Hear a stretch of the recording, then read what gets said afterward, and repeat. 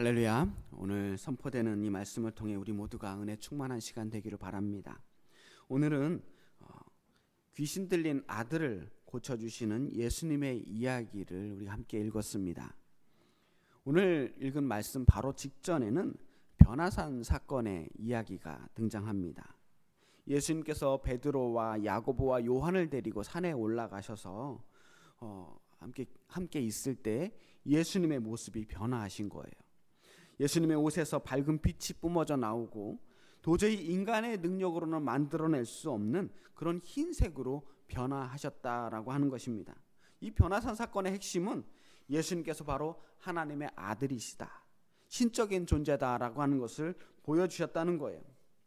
그동안에도 수많은 기적들을 보여주셨지만 이 변화산 사건은 직접적으로 아주 직접적인 방식으로 자신의 존재를 내가 하나님의 아들이고 신적인 존재다라고 하는 것을 드러내시고 보여주신 사건입니다. 그리고 그 산에서 내려오신 직후에 처음 만나는 사건이 바로 오늘 이야기입니다.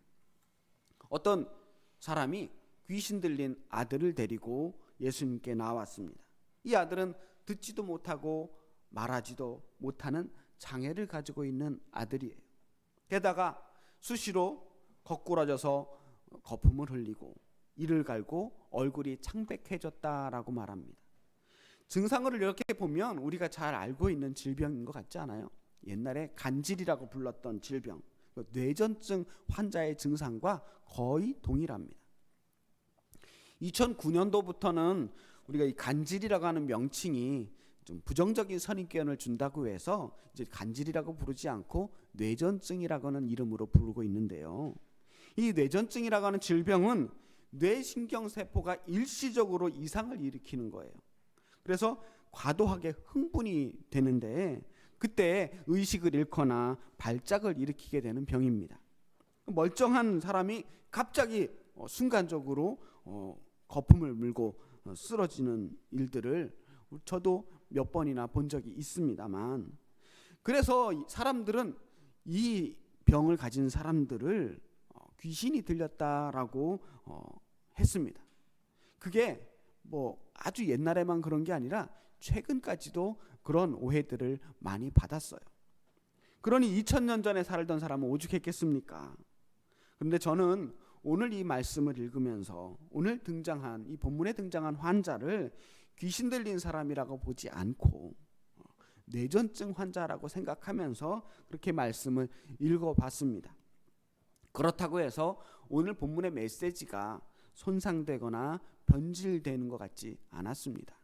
그래서 오늘은 그런 식으로 한번 읽어보겠습니다. 2000년 전에 이 뇌전증이라고 하는 것은 영락없이 귀신 들린 증상이었고 인간의 힘으로는 도저히 치료할 수 없는 질병이었습니다. 그러다가 이 아버지가 예수님에 대한 소문을 듣게 되었을 것이고, 그래서 분명히 큰 기대를 가지고 예수님 앞에 나왔을 것입니다. 그런데 그때 하필이면 예수님이 자리에 계시지 않았어요. 변화산에 올라가셨기 때문에, 예수님이 계시지 않았기 때문에 어쩔 수 없이 예수님의 제자들에게 자신의 아들을 맡깁니다. 그런데 예수님의 제자들은 아들의 병을 고치지 못했습니다. 제자들도 나름대로 뭔가 어깨너머로 본 것들이 있으니까 자기들도 해보느라고 했겠지만, 병을 고친다는 게, 게다가 의사도 아닌 제자들이 이 병을 고친다는 게 결코 쉬운 일은 아니었을 겁니다. 의욕만 가지고 단순히 자기가 할 수 있다는 믿음만 가지고 쉽게 할 수 있는 일은 아니었단 말이에요. 뭘 어떻게 했는지 알 수는 없지만 제자들은 뭔가 열심히 해봤지만 다 소용이 없었고, 결국은 예수님이 산에서 내려오신 후에 예수님 앞에 이 환자를 데리고 나옵니다. 자, 오늘 이 이야기의 핵심은 이 사람의 아들이 무슨 병에 걸렸는지, 아니면 이 병이 얼마나 고치기 힘든 병이었는지가 아닙니다. 아니, 이 아들이 귀신이 들렸는지 아니면 어떤 질병에 걸렸는지도 전혀 중요한 게 아니에요. 오늘 이 이야기의 핵심은 질병의 문제가 아니고 혹은 치유의 문제가 아니라 믿음에 관한 문제입니다. 오늘 우리가 이렇게 읽어보면 마가는 오늘 이 기적의 이야기를 기록하면서 계속해서 믿음이란 무엇인가에 대해서 이야기하고 싶어 하고 있습니다.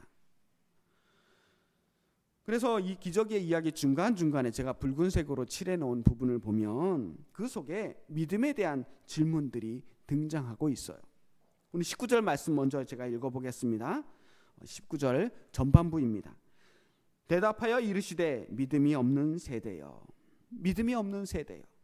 여기서 예수님께 이 믿음 없다는 소리를 듣는 사람이 누굴까요? 예수님께서 믿음 없다고 책망하는 사람은 병을 고치지 못한 제자들이에요.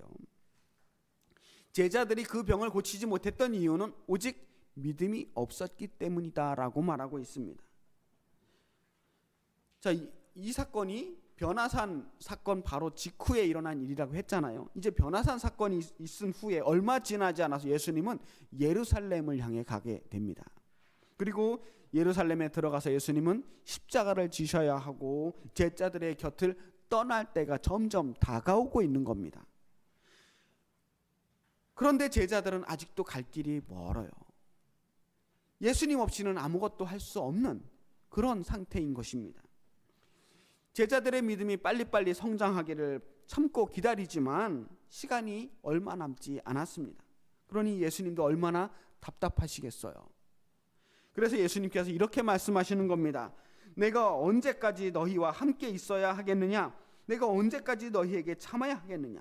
아이를 내게 데려오너라. 자, 그리고 그 제자들이 아이를 예수님 앞에 데리고 오자마자 예수님 앞에서 아이는 또다시 발작을 일으킵니다. 성경은 이 장면을 귀신이 예수님을 알아보고 그렇게 경련을 일으켰다라고 기록합니다.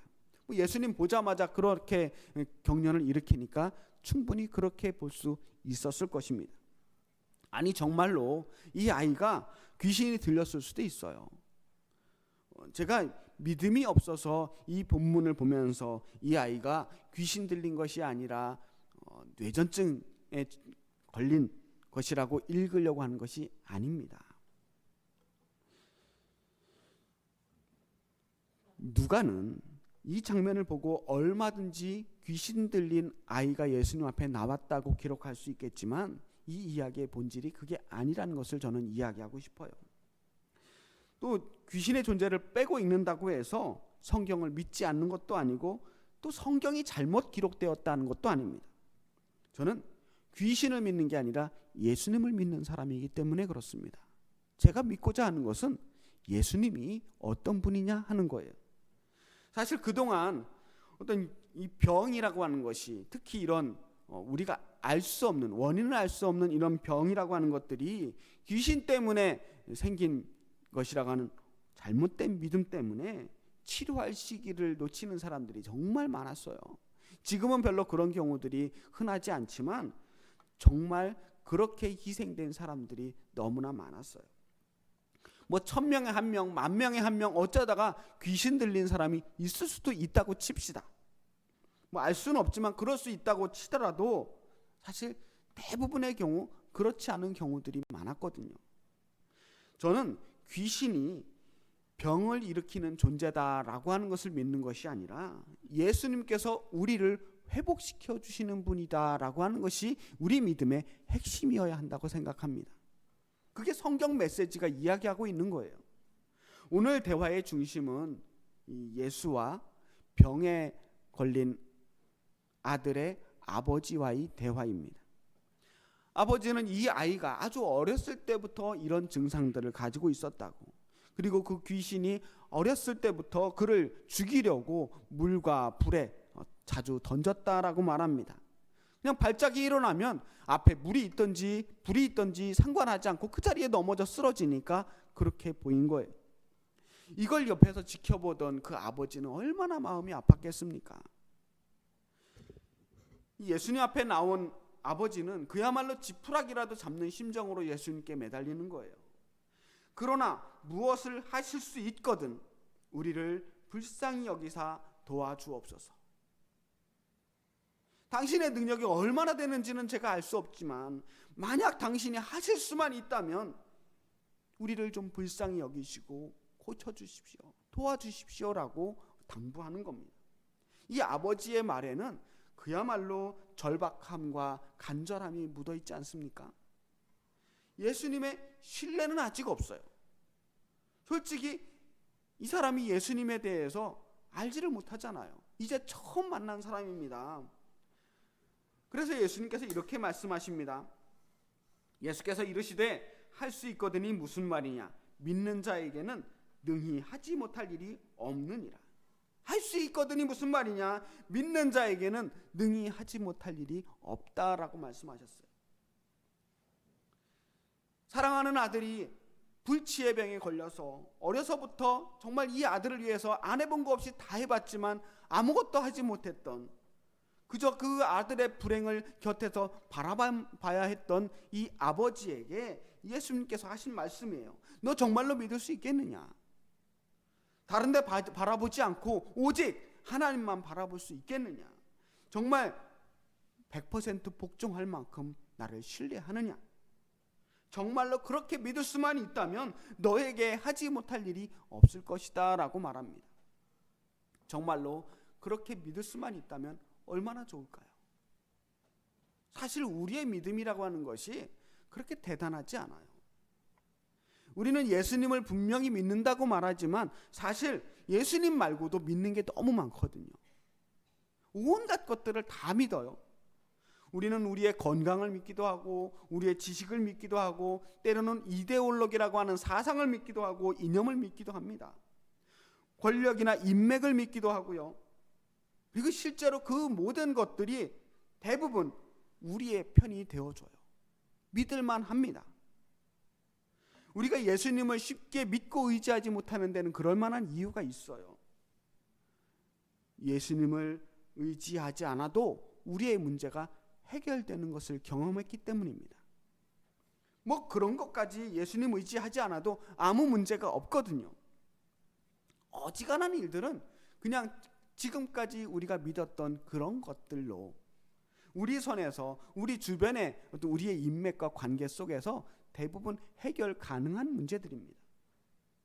그게 현실이고요. 또 그렇게 의지하고 믿는 것이 죄도 아니고 잘못된 것도 아니라고 저는 생각합니다. 아니, 감기 몸살 걸렸다고 뭐 금식기도 하고 철야기도 하고 주님께만 나아가는 게 온전한 믿음은 아니잖아요. 감기 걸렸으면 약 먹어야죠. 약 먹고 쉬면 낫거든요. 그게 잘못된 믿음은 아닙니다. 그런데 그러다가 우리가 정말 주님을 믿고 의지해야만 하는 순간이 오게 됩니다. 지금까지 우리가 믿고 의지했던 것들이 아무것도 아니라는 것을 깨닫게 되는 순간이 와요. 정말로 믿었던 것들이 아무 소용이 없는 때가 있거든요. 이것도 해보고 저것도 해보지만 안 되는 일들이 있습니다. 인간의 힘으로는 도저히 안 되는 일들이 있어요. 그야말로 막다른 골목이 우리를 막아설 때가 있습니다. 이제 객관적으로는, 합리적으로는 그냥 다 포기하고 내려놔야 되는 순간들이 있습니다. 그런데 그게 안 될 때가 있어요. 포기해야 되는데 포기할 수 없는 순간. 머리에서는 포기하라고 이야기하는데 마음으로는 포기가 안 되는 때가 있어요. 그럴 때 우리는 예수님을 붙잡게 됩니다. 이 세상에 도저히 믿을 구석이 없을 때 그제서야 우리는 예수님을 진짜로 믿게 되는 것 같아요. 정말로 믿어져서 믿게 되는 게 아니고요. 정말로 예수님밖에는 의지할 것이 없다는 것을 그제서야 깨닫게 되기 때문입니다. 믿음은 그렇게 늘 우리 인생의 밑바닥을 치는 경험, 그 경험에서 만나게 되는 것 같습니다. 오늘도 변함없이 거품을 물고 쓰러지는 그 자식, 예수님 앞에서마저도 그렇게 힘없이 무너져 내리는 그 자식을 보면서 가슴에서는 피눈물이 나는데 아무것도 해줄 수 없는 그 아버지는 지금 예수님께 매달리는 것 말고는 아무것도 방법이 없습니다. 그래서 아버지는 예수님을 진짜로 믿기로 합니다. 24절 말씀 보겠습니다. 곧 그 아이의 아버지가 소리를 질러 이르되 내가 믿나이다. 나의 믿음 없는 것을 도와주소서 하더라. 분명히 이 아버지는 여지껏 예수님을 만나본 적도 없어요. 믿어본 적이 없습니다. 처음 만난 사람입니다. 믿음이 뭔지도 모르는 사람이에요. 그런데도 이 아버지는 소리쳐 외칩니다. 내가 믿나이다. 이 아버지의 믿음의 실체는 뭘까요? 이 아버지의 믿음은 절박함과 간절함이에요. 이 세상에 더 이상은 의지할 것이 없다라고 하는 사실을 깨달은 사람의 믿음이에요. 세상에 절망하고 나니까 하나님밖에는 의지할 것이 없어졌어요. 선택의 여지가 없거든요.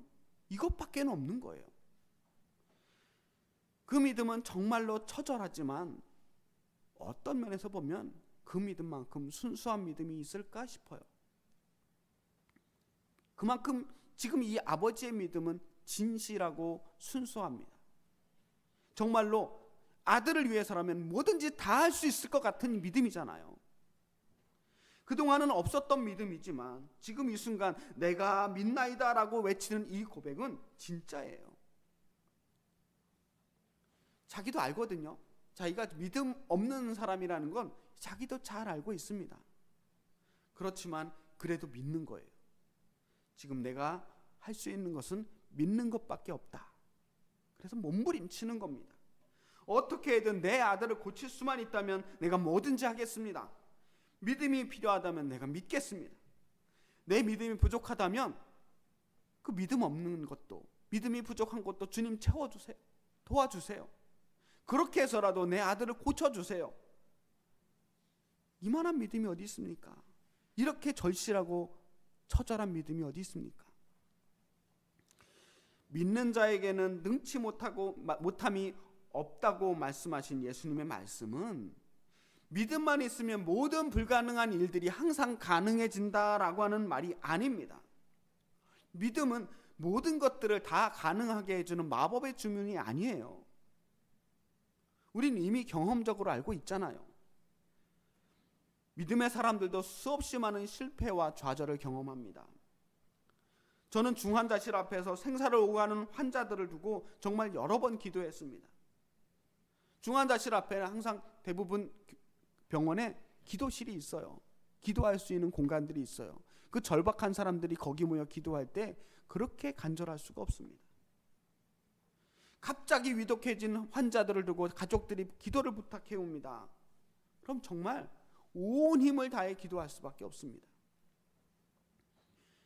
말 그대로 정말 온 힘을 다해 기도해요. 기도하고 나면 정말 온몸의 힘이 다 빠질 정도로 온 힘을 다해 기도합니다. 제발 자비를 베풀어 달라고, 하나님의 살아계심을 보여달라고, 생명의 주인이신 하나님의 옷자락을 붙드는 심정으로 그런 마음으로 기도를 합니다. 근데 거기까지예요. 우리가 할 수 있는 일이 딱 거기까지입니다. 온 힘을 다해 기도하는 것, 하나님께 매달리는 것. 그렇게 기도한 후에 정말로 몇몇 환자들은 기적적으로 다시 살아나서 회복해서 가족들 품으로 돌아간 경우들도 있었습니다. 너무나 감사한 일이에요. 그러나 또 몇몇 환자들은 끝내 일어나지 못한 채 하나님 곁으로 간 사람들도 있어요. 사무엘하 12장에 보면요, 다윗이 우리아의 아내와 밧세바와 간음한 후에 아들을 낳게 됩니다. 근데 그 아들이 병에 걸리게 돼요. 그래서 죽게 됩니다. 죽을 병에 걸려가지고 이제 생사를 오락가락하고 있을 때 다윗이 금식을 하면서 밤새 땅에 엎드려 기도합니다. 그렇게 7일 동안 금식을 하면서 기도했는데 결국 그 아들이 죽어요. 그때 다윗이 어떻게 했는 줄 아세요? 아들이 죽고 나니까 주변 사람들은 다 걱정합니다. 얼마나 다윗이 상심이 클까.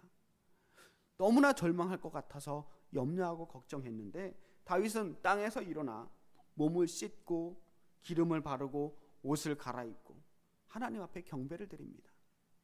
그리고 음식을 먹어요. 신하들은 생각하지 못했던 다윗의 행동에 당황을 해서 물어봅니다. 그래서 다윗은 확실히 알았던 거예요. 내가 할 수 있는 일과 하나님께서 하시는 일의 영역이 다르다는 것을 다윗은 알고 있었어요. 다윗은 자기가 지금 할 수 있는 최선을 다하는 거예요. 사람이 살고 죽는 것은 사람의 영역이 아니에요. 우리가 할 수 있는 영역이 아닙니다. 그냥 우리가 할 수 있는 여기서 내가 지금 할 수 있는 최선을 다할 뿐이에요. 돌아가신 분들이 믿음이 없어서 돌아가신 게 아니라는 겁니다. 아니, 세상에 믿음 없어 죽은 사람이 어디 있습니까? 합리적으로 생각하면 때가 돼서 가신 거예요. 가실 때가 된 거예요. 하나님 불러가시니 가신 겁니다. 사람들은 아무리 믿음이 좋아도 결국은 언젠가는 다 병들고 늙어서 때가 되면 하나님의 부르심을 받게 됩니다. 그것이 하나님께서 창조하신 이 자연의 섭리고 창조의 법칙입니다. 그게 합리적인 생각이에요. 하지만 때로는 믿음이라고 하는 것은 이 합리적인 것을 넘어서는 힘이 있는 겁니다. 불합리하다는 게 아니에요.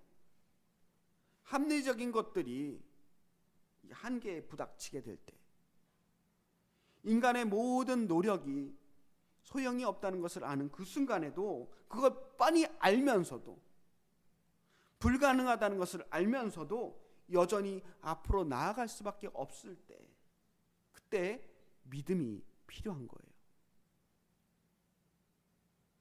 아무것도 보이지 않는 미래를 향해서 나아갈 수밖에 없을 때 믿음이 필요한 겁니다. 믿음은 그때 우리에게 앞으로 나갈 힘을 주는 거예요. 예수님께서는 이 절박한 아버지의 그 간절한 마음을 보시고 이 아들을 고쳐주셨어요. 기적이 일어난 겁니다. 정말로 감사한 일이죠. 근데 오늘 이야기의 핵심은 이 기적의 이야기가 아니고 믿음의 능력이 무엇이냐 하는 겁니다. 믿는 자에게는 능히 하지 못하는 일이 없다라고 하신 이 말씀. 이 말씀이 오늘 말씀의 핵심 메시지입니다. 믿는 자에게 놀라운 능력이 생기는 것도 아닙니다. 정말로 실제로 그 모든 불가능한 일들이 가능해지는 일로 변화되는 것도 아닙니다. 믿음의 능력은 막다른 골목에서도 절망하지 않는 힘입니다. 끝까지 간절함을 잃지 않는 힘이에요. 포기할 수 없는 상황에서도 마지막까지 하나님을 붙들 수 있는 믿음. 그 믿음이 바로 우리를 구원할 믿음입니다. 그 믿음이 우리의 영혼과 육신을 구원해 주는 거예요. 살든지 죽든지는 상관없습니다. 그 믿음이 마침내 우리를 영생으로 인도해 줄 것이기 때문입니다. 할 수 있거든이 무슨 말이냐? 믿는 자에게는 능히 하지 못할 일이 없느니라. 우리 엘림교회 성도 여러분, 혹시 여러분 앞에 우리 힘으로는 도저히 감당할 수 없는 그 무거운 기도의 제목을 가지고 계신 분들이 있지 않습니까? 우리 힘으로는 감당할 수 없는 그 무거운 기도를 가지고 어찌할 바를 모르고 발을 동동 구르고 계시는 분들이 혹시 계시지 않습니까? 바로 그 순간이 우리에게 믿음이 필요한 순간입니다. 우리의 약함을 내려놓고, 우리가 그동안 믿어왔던 것들을 내려놓고 능력의 하나님께 온 힘을 다해 기도하면서 믿음으로 맡기는 것이 필요한 바로 지금 이 순간입니다. 할 수 있는 것이 그것밖에 없다면 바로 그 순간이 주님께서 우리에게 능력을 베푸실 순간입니다. 내가 믿나이다. 나의 믿음 없는 것을 도와주소서. 지금 우리가 할 수 있는 고백이 이것밖에 없어요. 우리의 믿음이 부족할지라도 주님께서 도와주시며 마침내는 우리에게 하나님의 살아계심을 보여주실 것을 믿고 오늘도 끝까지 절망하지 않고 앞으로 나아가시는 저와 여러분이 되시기를 주님의 이름으로 축복합니다. 기도하겠습니다.